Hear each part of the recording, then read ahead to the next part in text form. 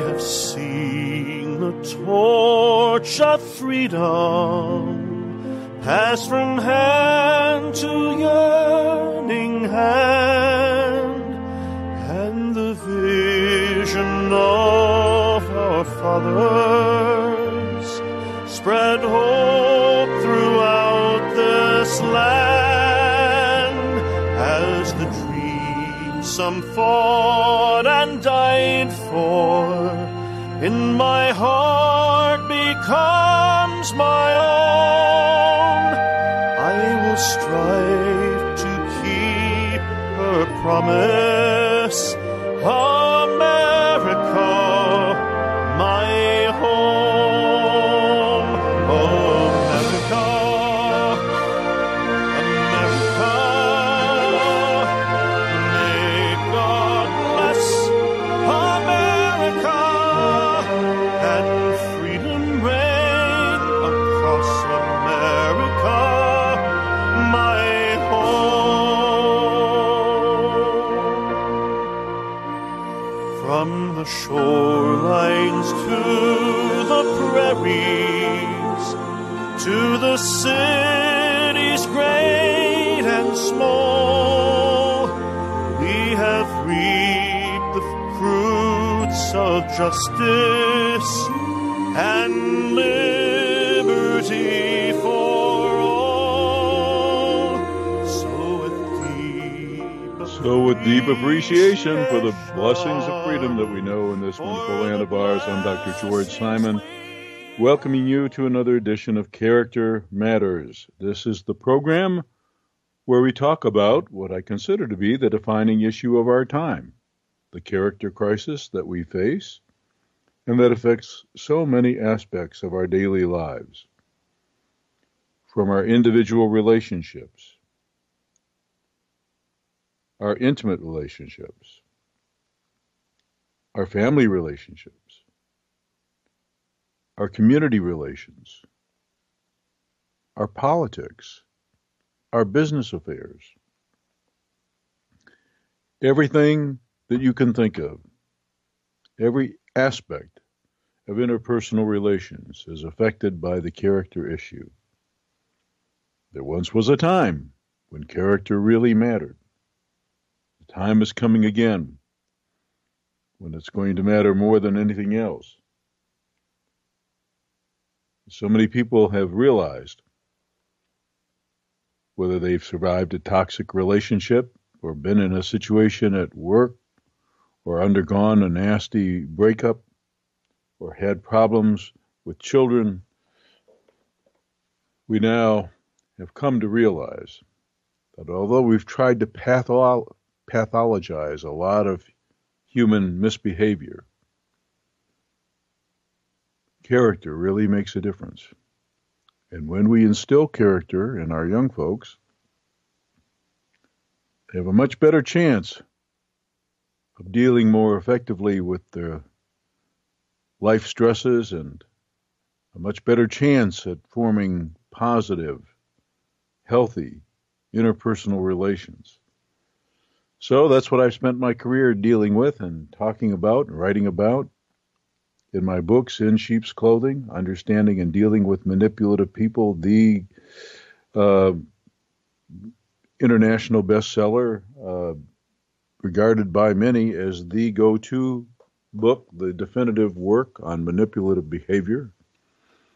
And also my book, Character Disturbance, The Phenomenon of Our Age, the more comprehensive book about all the disturbed characters you're likely to encounter in your life and what really makes them tick and how they manage to get the better of you sometimes and make your life miserable, and what you have to know and what you have to do to make things better, and especially what you have to look for in the way of professional help when you're seeking help to make things better.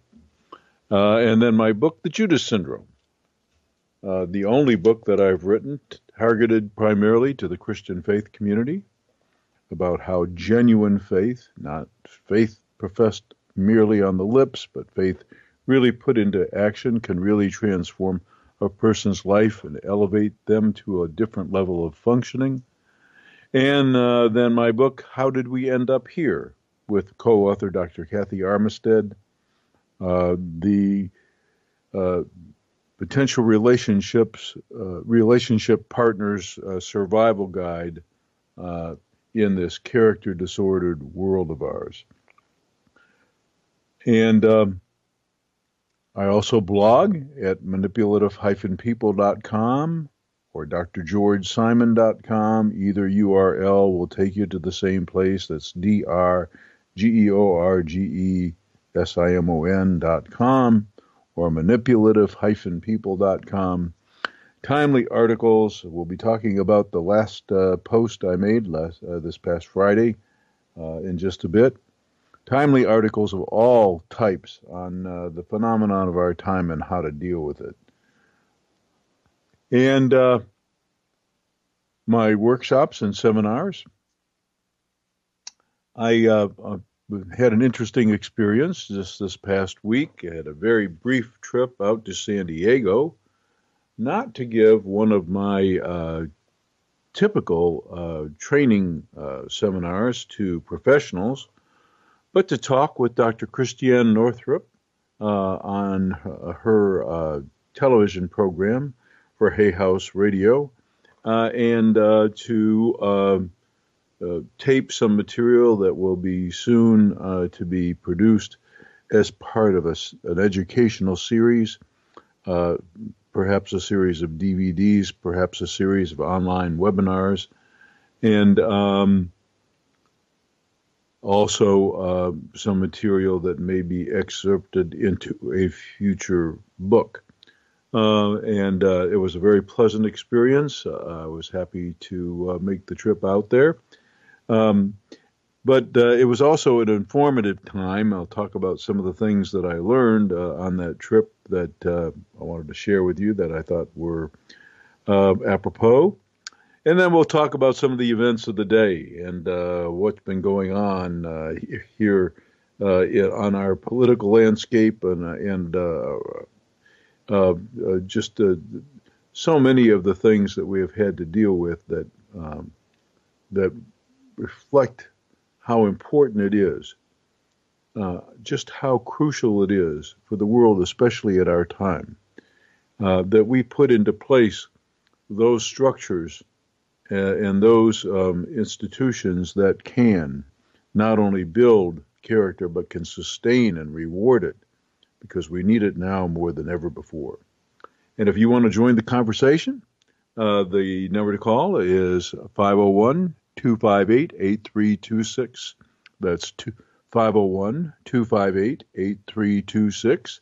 If you have a question you want to ask, a situation you want to discuss, feel free to give us a call. That's 501-258-8326, and I'll be happy to take your call. We've had some really great calls lately. And by the way, let me make the announcement. This is September 24th, 2017, and we are live tonight. So the statement that I made about being able to take phone calls is accurate. You can call in tonight, and I can take your call. I wanted to, before I get into the topics of the program today, I wanted to say something about an event that I attended this past weekend that really made an impression on me. I make my home, my wife and I, and my older son and his wife and his children, we make our home in the Little Rock, Arkansas area. We've been here now, close to 30 years, and we love it here. We find this community a very nice community in which to raise a family. We fell in love with the place when my wife and I came here on internship.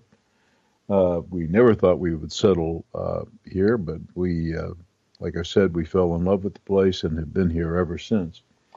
But Little Rock, Arkansas has a very interesting history. And this past weekend, there were some commemorations of the 60th anniversary of the integration of Central High School, Little Rock Central High School, where 9 black students made history back in 1957. It's hard to believe that 60 years have gone by since the Little Rock Nine, as they are affectionately called, made history by integrating a then all-white school. This was not done easily.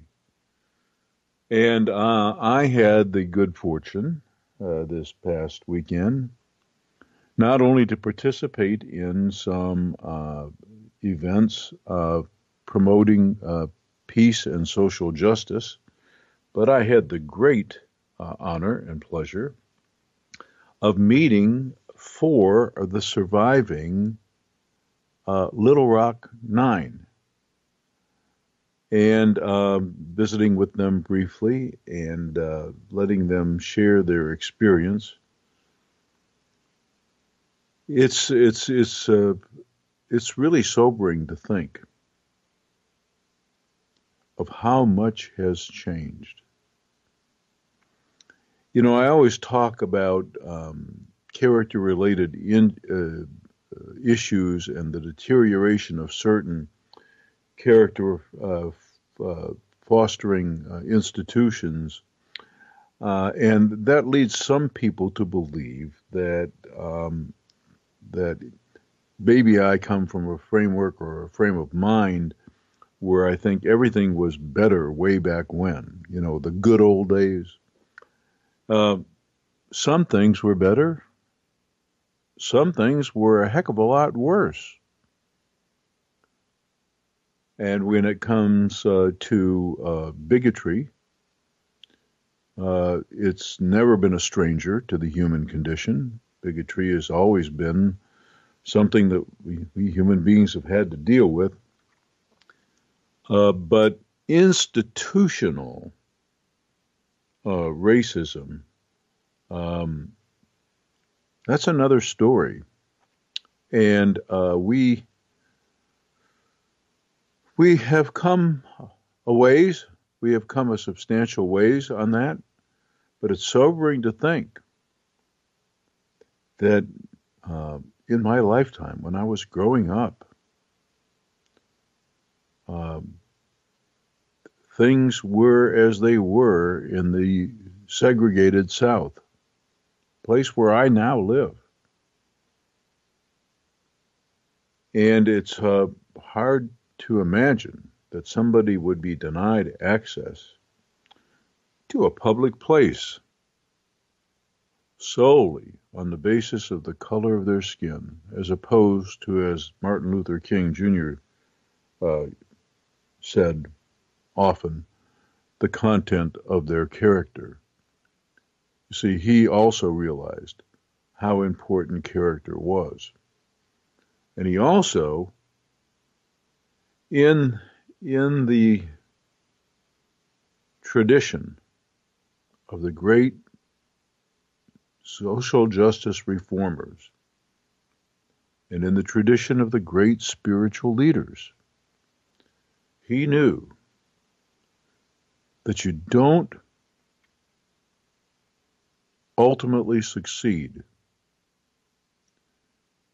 in making systemic changes, the changes that need to be made. You don't ultimately succeed in that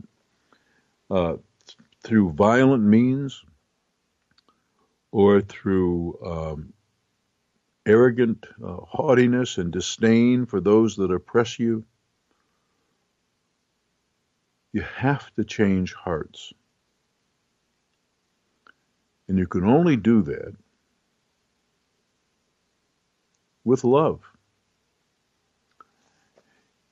And it takes a heck of a lot of courage and love to stand up for what's right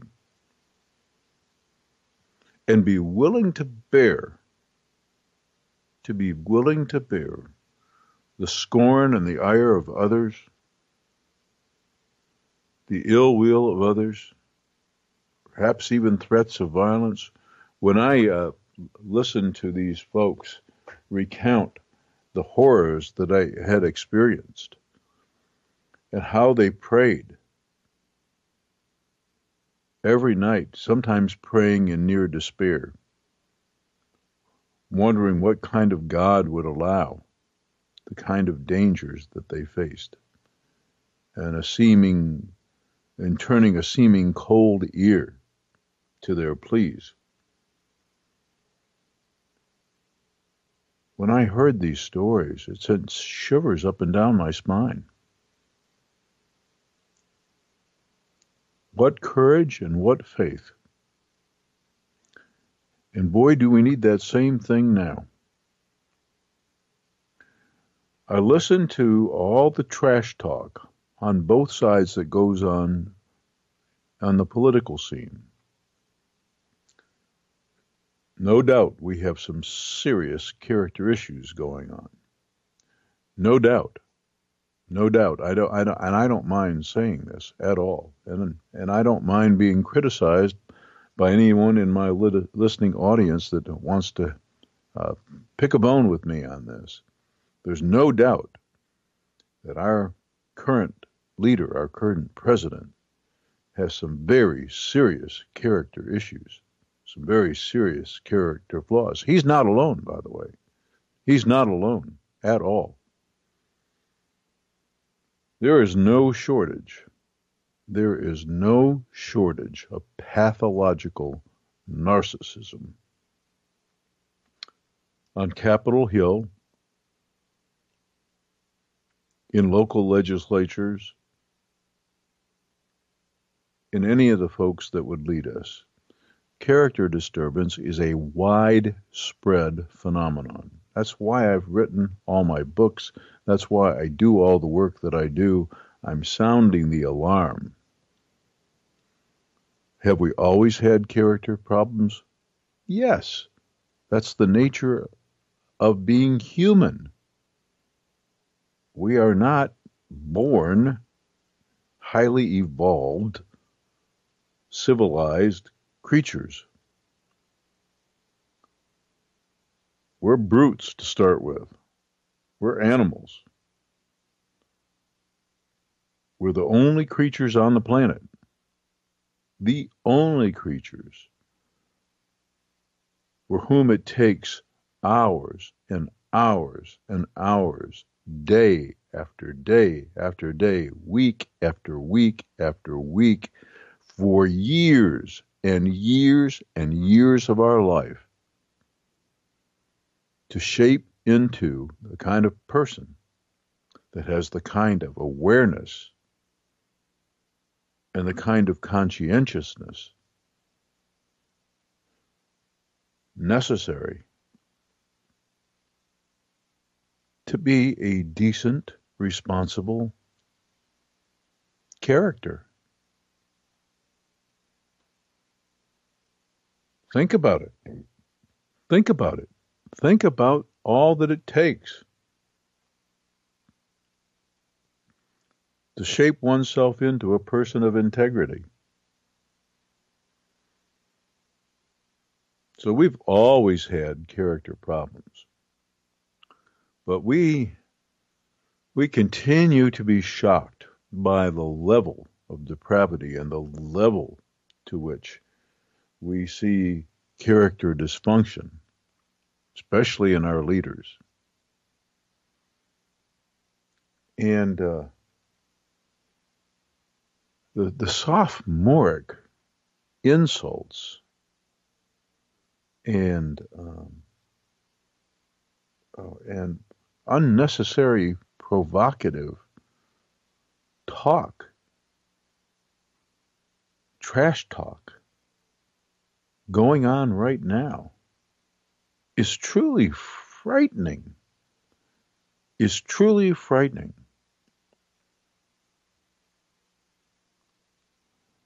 My greatest fear, however,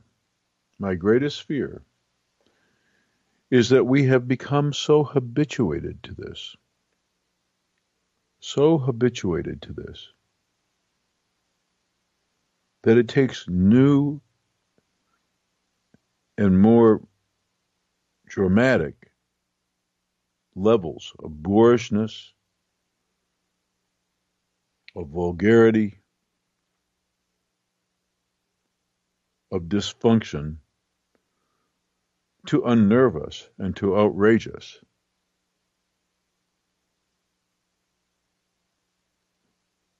Nothing would surprise me anymore. Nothing would surprise me.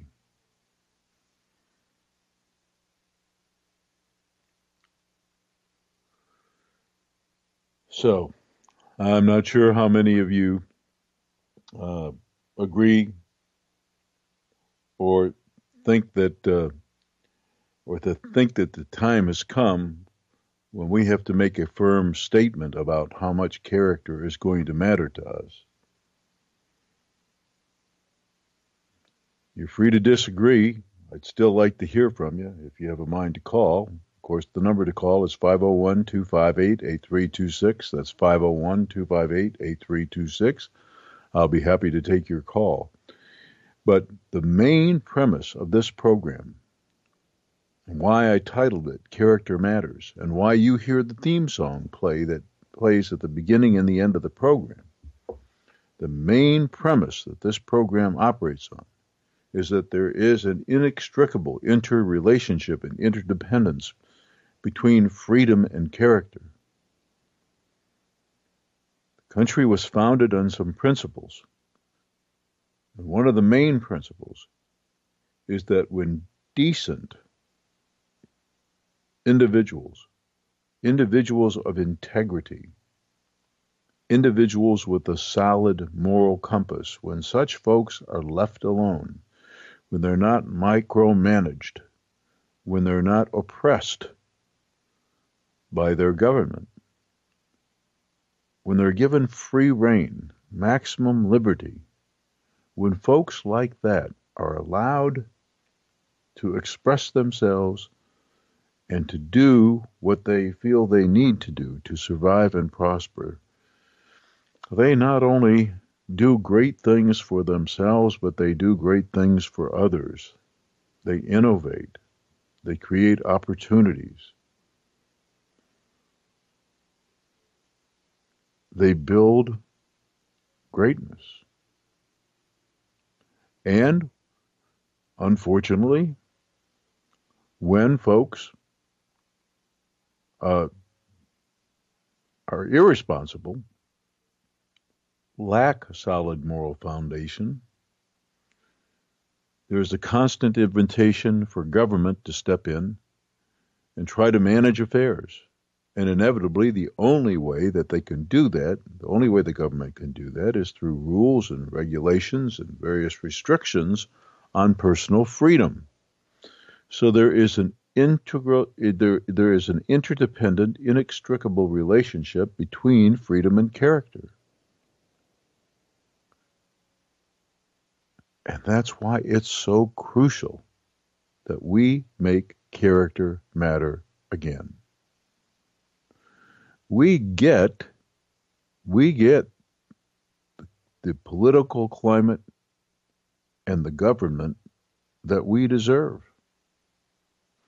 We are so divided as a people, and we are so agenda-driven. Everybody wants what they want, and of course they want it right away.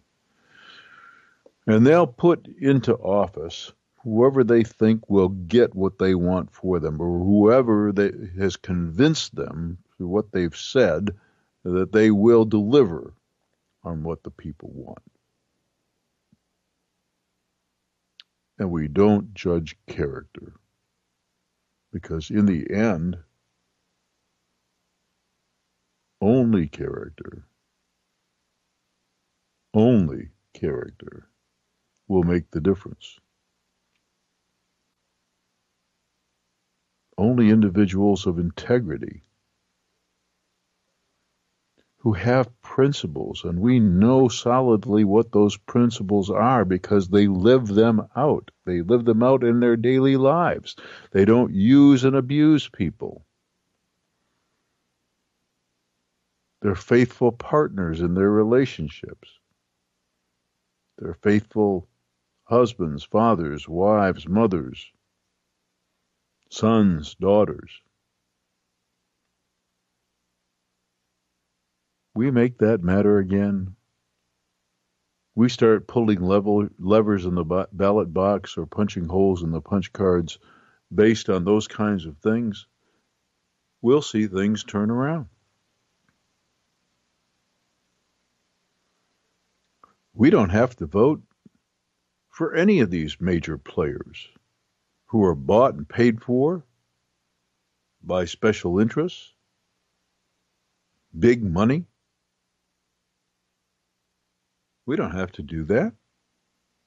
Nobody's got a gun to our head. If en masse we all decided to elect the minority candidate,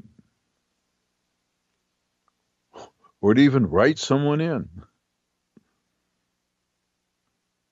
if we did that en masse, can you imagine the message that would be sent? We have a power to change things.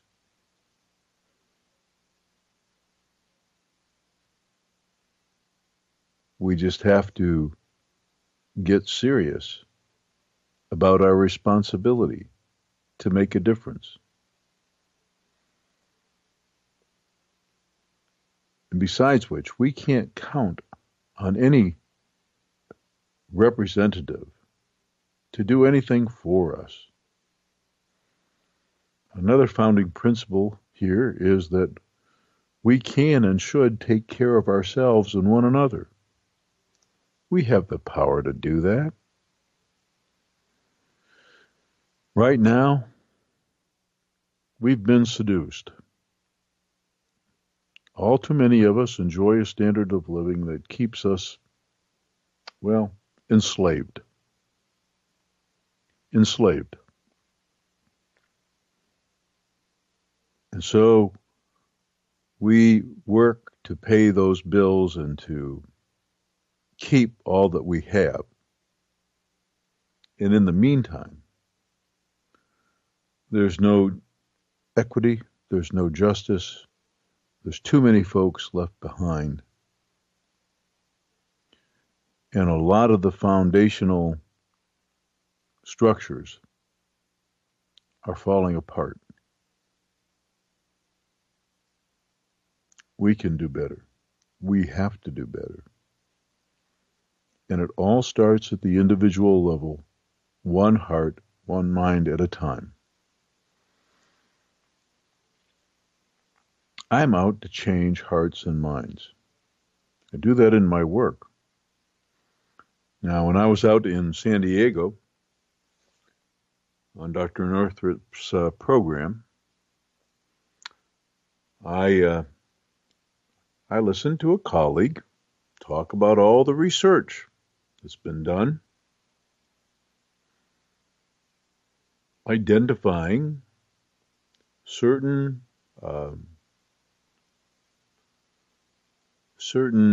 patterns of neuronal activity, certain structural anomalies in brains of individuals who have certain characteristics, and making interpretations about the findings of the research that are very common these days.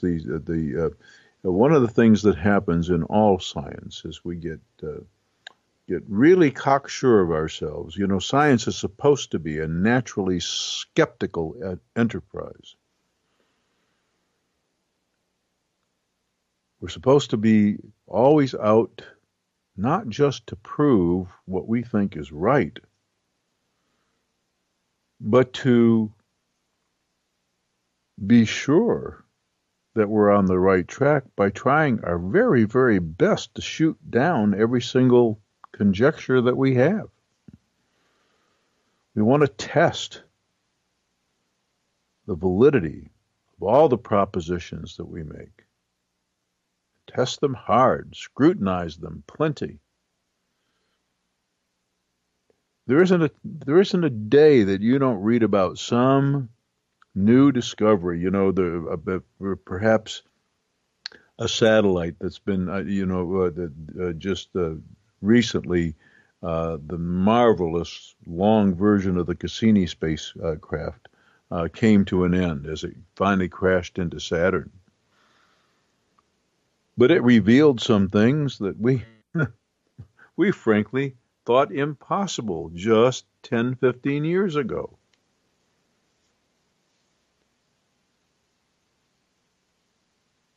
These kinds of things happen all the time in science. We find out that what we thought with such assuredness wasn't correct at all.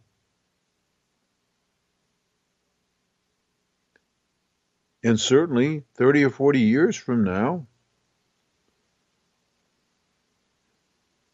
folks will look back as the result of increased knowledge and say, and they'll look back at what we were doing and what we were thinking, and they'll say, I wonder what those folks were thinking, how misguided they were. But at any rate, I was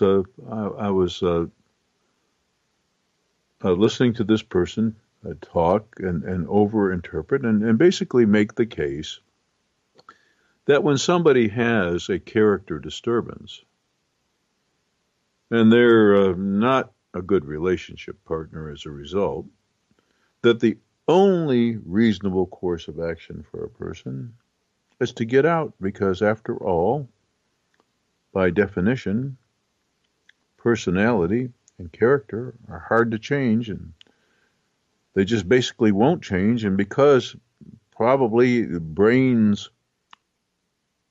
pattern of behavior or pattern of functioning is a part of the picture, there's basically no hope for change. At least that's the case this person was making. So on the one hand, it was giving relief to those aggrieved partners who were finding that despite the hope they held out that this person that was causing them problems in their relationship would grow and improve and get better, it gives them comfort to think, well, their brains are just miswired and they're never going to be any better, and it's not your fault, so just throw in the towel and move on. It gives them some degree of comfort to think, well, maybe at least now I know that their brains are just not wired right and they're never going to change. They can't change. It's not their fault either. Their brains just aren't wired right. And so the only thing to do is move on. And I wish it were that simple. It's not. It's not at all. And I have had the great pleasure in my professional career, which is why I write so much and travel the country so much doing training workshops for other professionals. I've had the pleasure of witnessing hundreds, thousands of individuals whose lives were total shipwrecks because of their impaired character grow and become more decent individuals. And yes, I imagine that if you did some scans of their brains, you would find some changes there. Because our mental and behavioral activity is reflected in our brains.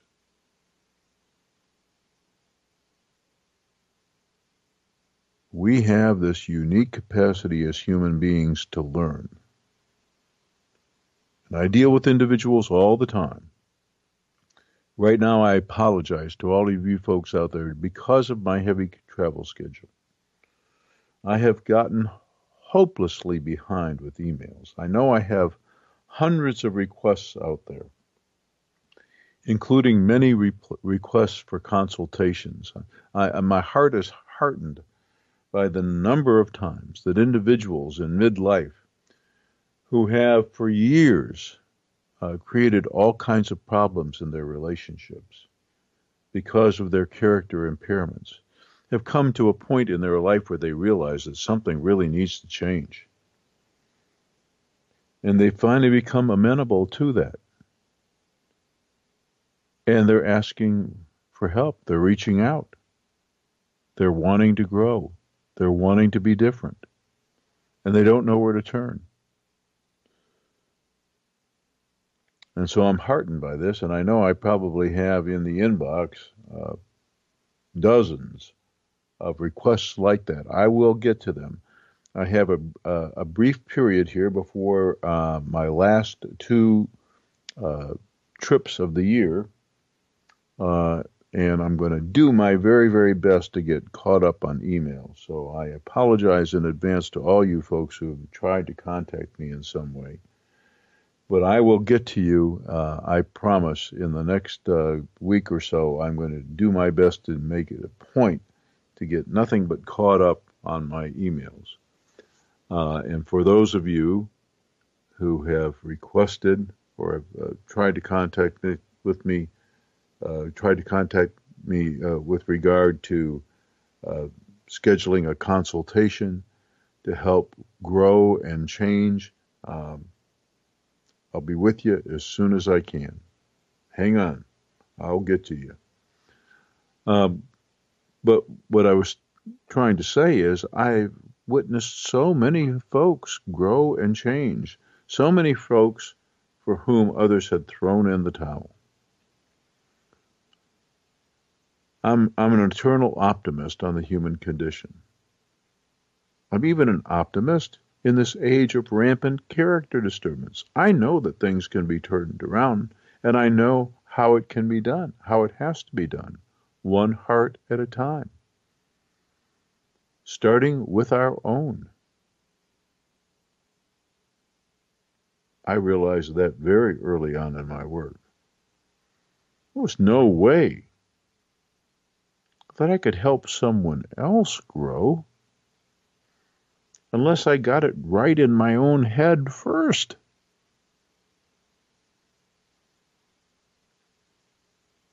There's a scriptural passage that makes that same point. If we're to remove the speck that we see in someone else's eye, in order to do that, we have to get rid of the beam or the rod or the bigger obstruction that's in our own eye that prevents us from seeing accurately.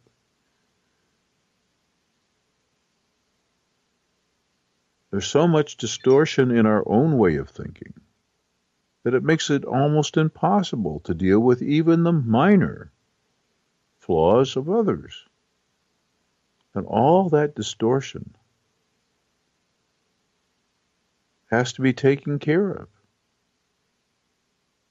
has to be overcome, has to be cleared up so that we can see clearly what the other individuals need to be sound and healthy.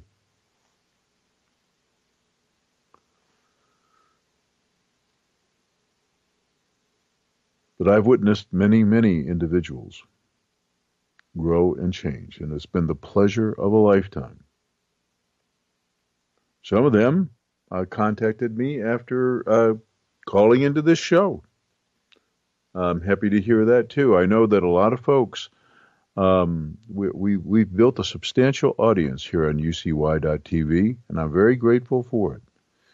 And I'm also grateful for the callers that do call in. Generally speaking, the folks that call into this program and discuss matters contribute a heck of a lot because they're thoughtful, they're very mindful, and they have a lot to contribute because of how much they've reflected themselves on the important matters of the day. And if you want to be one of those folks, if you have a question you want to ask, if you have a situation you'd like to talk about that you're dealing with, that you need some advice on, or just maybe something you've come to realize that you'd like to share because you think our audience would appreciate it, please give us a call at 501-258-8326. That's 501-258-8326, and I'll be happy to take your call. Well, once again, I want to talk just a little bit about the post that I put on my manipulative-people blog on Friday, this past Friday. Manipulative-people.com or drgeorgesimon.com. Either URL will take you to the same multi-site, currently still under construction, but improving all the time. I posted an article this past Friday on the. It's a second article in a series on culture and character. I see we've got a caller that I'm going to take this call. Hello and welcome to Character Matters. Hi. Welcome. How are you? I'm fine. How are you this evening? I'm okay. Thank you for taking my call. You're welcome. How can I help? Well, I just recently found you, I guess, and my mom passed away in June, and when she passed away, this is so weird now. I'm listening to myself on your show. If you've got your radio on, turn it down, okay? Yeah, no, I did. Okay. I turned it down. Okay. Anyway, my mom passed away, and on her deathbed, my father admitted to me that he's been baiting me in arguments my whole life because I fall for it.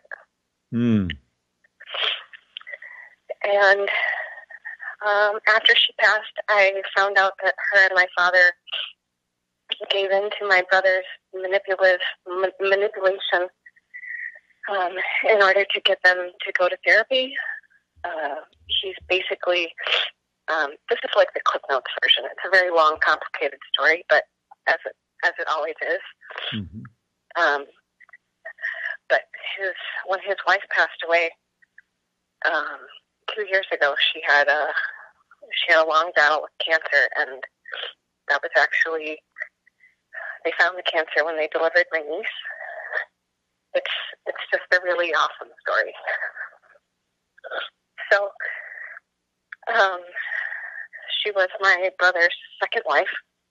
She was his divorce attorney's paralegal. That's how they met, which I think is just bizarre. And anyway, whatever, they clicked and ended up having a baby, and my niece is magnificent. And anyway, it's basically what happened is when she passed away, when she was really sick, I offered to go and help, and it came out that she and my brother have been upset with me for something that I didn't know anything about for months, and she wrote me this scathing email and basically said, regardless of what your intention was, you scared Maggie, and I don't care what your side of the story is. This is how I see it, and there's no point in arguing or explaining it because I'm not going to change my mind. And I basically took that as I just kind of stepped away because I didn't want to argue with a dying woman on her deathbed. And that was how she saw it, and that was what her feelings were, and so I kind of just let her be. And then I found out on Facebook that she had passed away. Nobody in my family called me to tell me or anything, and I texted and called my brother for a couple days, and he basically said, "Leave me alone, I can't deal with you." And so I said, "Are you sure that's what you want?" And he said yes. And so I've basically not really had much contact with him over the last couple of years. And he said, you know what you did, and call me when you're ready to figure it out, and I don't want your energy around Maggie and or my niece. I suppose I probably shouldn't use anybody's name. I just don't. Basically, he's using her as a manipulation tactic and tool to get us to go to therapy. And then I found out after she passed away, one of her friends told me that she called after she went to this therapy session, and my brother and my father attacked her in the therapy session, and the therapist didn't do anything to help her. And now they're trying to get me to go do the same thing, and I'm not really interested in being attacked by them anymore. Yeah, I'm not sure I understand which person was attacked. When you say attacked her, who were you referring to? My father and my brother ganged up on my mom in the therapy session. I see. Her best friend, who also is in, she worked at Hazelton. She didn't expect to hear from her until after she had gotten back from the weekend, and she didn't even. I think she called her almost immediately after the session because it went so poorly, and she felt crazier. It's like you said, she felt crazier after going, and she and I had spent some time together. I believe after she had gone to this session, and she didn't tell me about it, and that's fine. That's her choice. I understand. But how old was your mother? 71. I see. And I'm going to assume that if someone near that age is being coerced into therapy or lured into therapy in some way, manipulated into therapy, that issues had been brewing for some time. Yeah, I mean, this is nothing new. My brother and my parents never really got along very well, and for a long time, as soon as I was old enough to move away, I did. And when you say they didn't get, when you say that your parents didn't get along, can you say a little bit more about that? Well,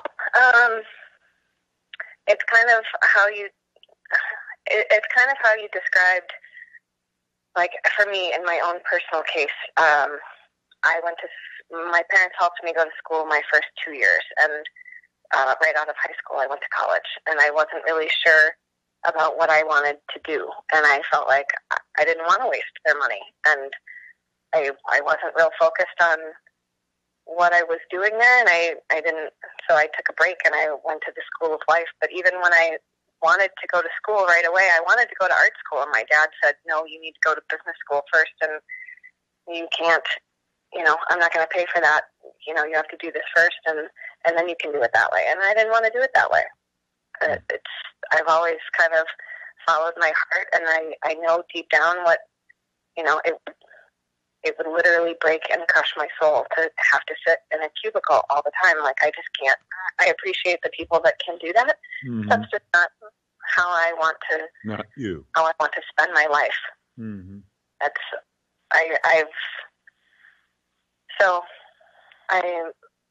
I don't really.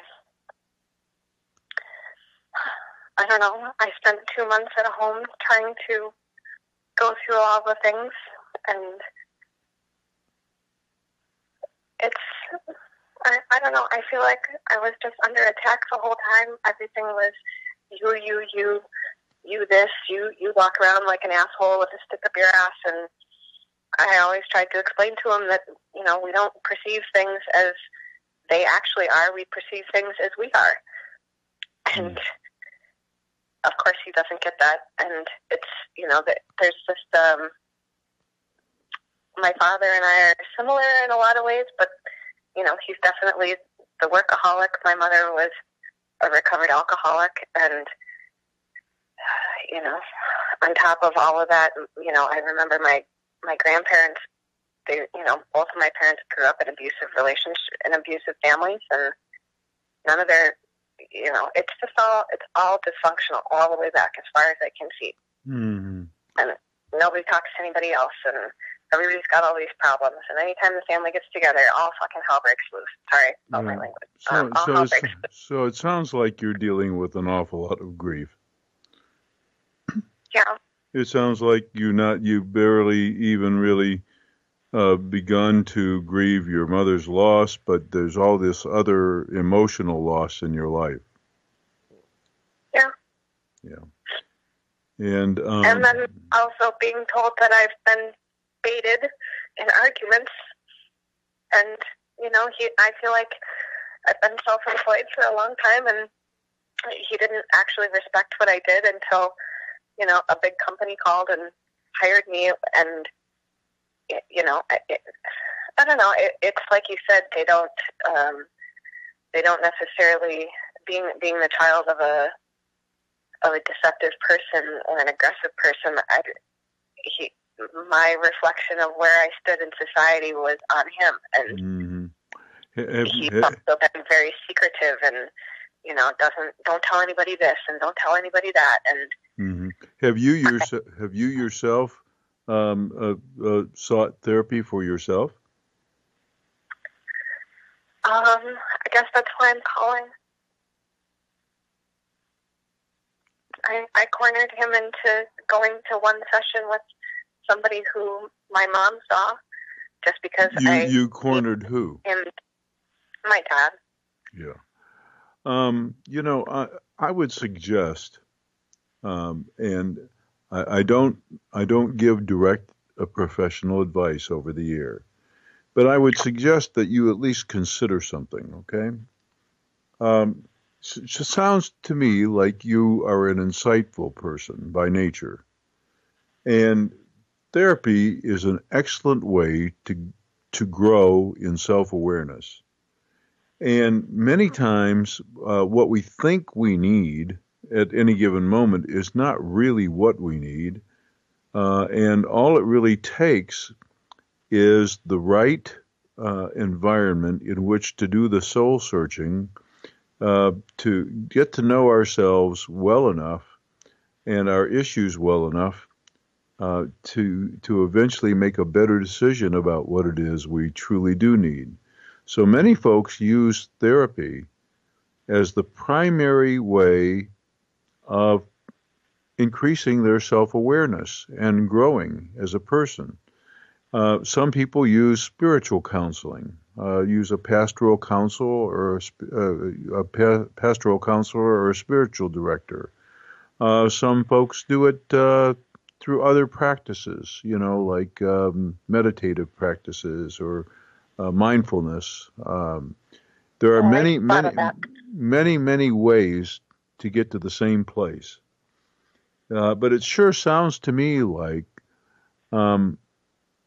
long before you can reconcile what needs to be reconciled between you and the significant others in your life who have been scarred by all this dysfunction, it sounds to me like the first order of business would be to get to know yourself intimately enough that you have the kind of awareness that will help guide you.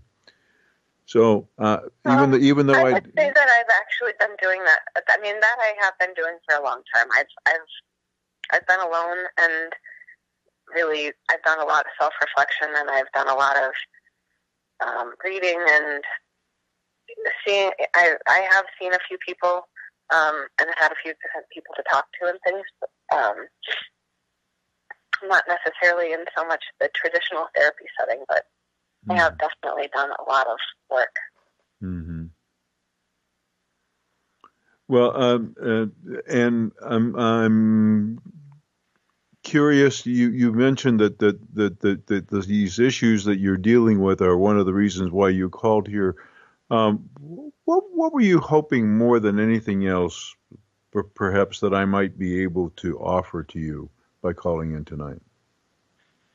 Well, to me, it seems like from listening to In Sheep's Clothing, you've pretty much nailed my father and my brother and their behavior patterns and things that they do and their reason for it. And right. It's well, you know then in the book I also spend a lot of time with the tools of personal empowerment.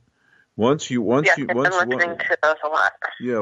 know how manipulative people operate, the most important thing is to empower yourself, and those tools are just some of the techniques to confronting manipulative behavior on a daily basis.